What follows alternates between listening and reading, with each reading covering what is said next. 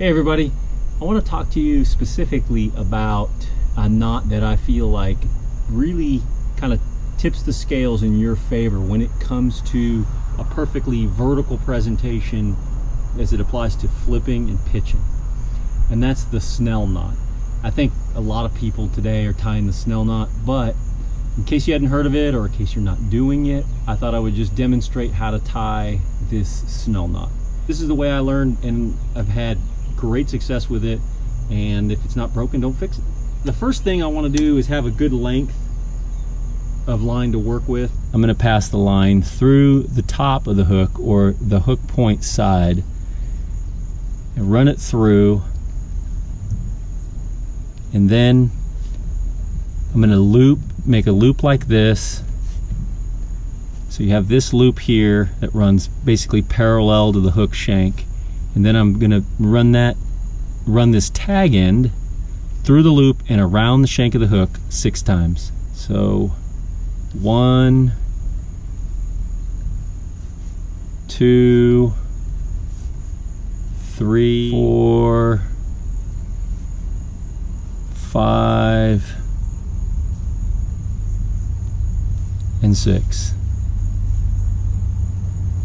Basically that's it. And then this is the point where I wet it, and then I'm cinching this down right over the eye of the hook, making sure that that goes right there. I'm gonna cinch this end first and then the other end, and that's what it should look like. It should basically look all nice and neat across there. That's probably the best way to know that it's done correctly, is it's just tied straight down, and then you can just cut this tag in. You're ready to go. And one of the things that makes the SNELL knot, I think, so effective is the fact that it actually, your line is actually pulling from inside the hook instead of the eye.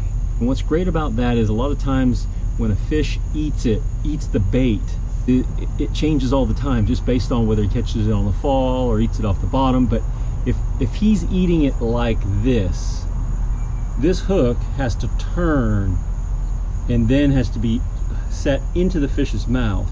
So it's great that the line tie doesn't slide around like with the traditional Palomar or something. It's just moving around on the eye. This never moves. It's a fixed point the whole time, and that gives you a better penetration. So, a lot of times when you're fishing a heavy weight and you're punching like true mats, they'll hold on to that weight really hard.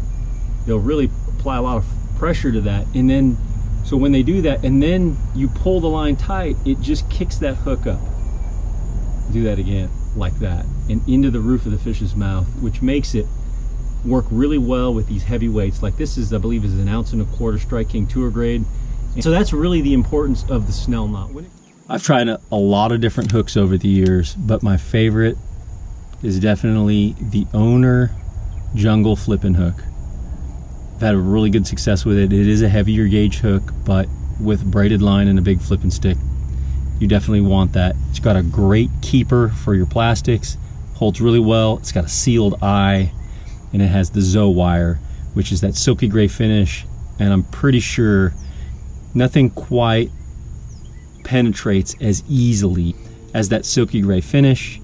And then also it has a super needle point. You can peg your sinker.